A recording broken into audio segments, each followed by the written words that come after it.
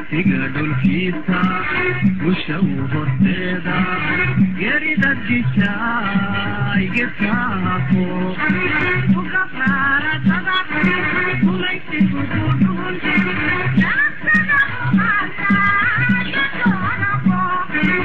يتقعدوا الكيسة وشوفوا البيضة يريد الجشاي يتعافوا وقفارة صدق وما يكتبوا قدون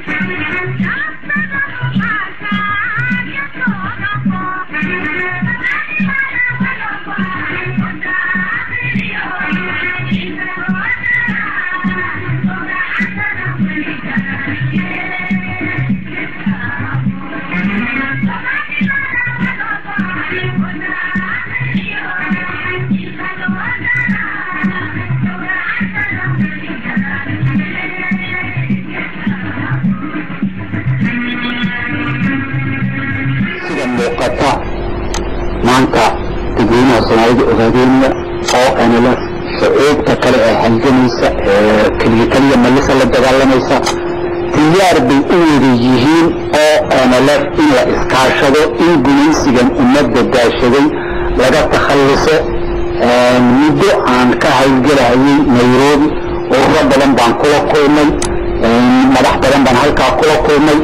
in la iskaashado waa maarma haddii laga gudo shakhsi looma socdo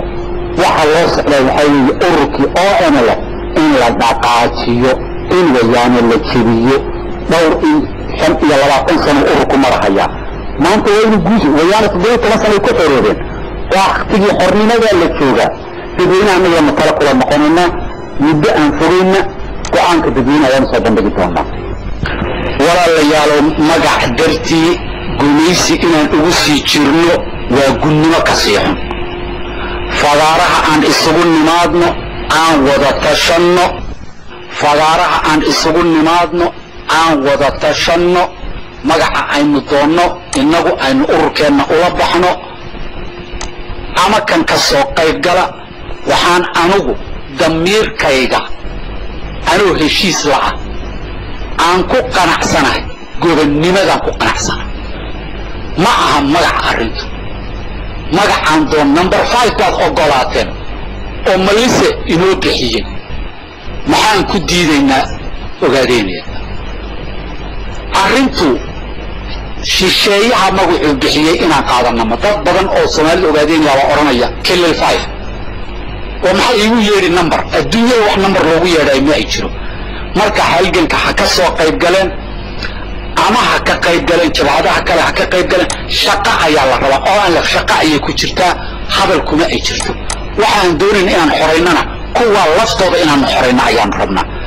oo NLF waxa ay u baabacday ay u dhimatay ay wiilasha ay u rafaadayaan kuwa laftooda inaan xoreyna ayaan rabnaa xitaa bari markii gobonimada la gaaro xitaa hadii Ilaahay irsaaqad keeno xitaa inaan waxayna ma rabno sidii Algeria ka dhacday inaan ugu dhaxdo ma rabno xubinku xaq wuxuu u leeyahay in uu wax doorto lana doorto ayuu xaq u leeyahay sidaas awgeed xubin oo aan la fadaanahay xaq baan u leeyahay inaan waxna doorto la ina doorto haddii waxaan ku iri anigu in badan baan xilkaas la ii magacaabay oo la ii yiri qabo 90 iyo maxay sanadkii 92 koobay ka ahayd 98 ka mid bay ahayd hal shay baan walaal u diiday waana jeclahay inaan maanta dadweynaha maqashiyo dadkeenu waxay doonayaan waxay jecel yihiin musqul nadiifa inay ku xaajoodaan bay jecel yihiin inay nadiifiyaanna ma jecla halgankuna walaal ma hirgeli karayo haddaynan dhammaanteen mid musqul gala mid geerashka gala mid kitchenka gala aynaan noqonin anigu diyaar waxaan ahay musqusha lagu xaajooniyo inaan qadiyada u nadiifiyo sidaas darteed haddii aan helo cid meeshaas maanta oo baratay oo aan dhin waran dadka bahalkiisa nadiifinaan nahayo meesha dadku ku xaajoodo aniga nadiifin walaal anigu gobonnimo ayaan rabaa waxaan u dagaalamayaa waa gobonnimo ee madaxtinimo maaha ilaahay guushaas hana siiyo waan isku dayeynaa guusha maanta oo aan ay keentay walaal isku qayb u ahaa marka tanna waxaan ilaahay ka rajaynayaa in uu guushaas gacanta noo soo geliyo shacabka anaga noo mideeyo annaguna sida ilaahay nagu og yahay in aanu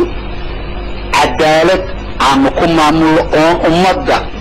midayno oonu shucuubta kaleeta ee keligitaliya malisa la dagaalamaysa aanu iskaashanno oonu waddamada deriska iskaashanno oonu kuwa dibadda iskaashanno oonu dalkaanagi gacanta ku dhigno ayaanu rabnaa walaal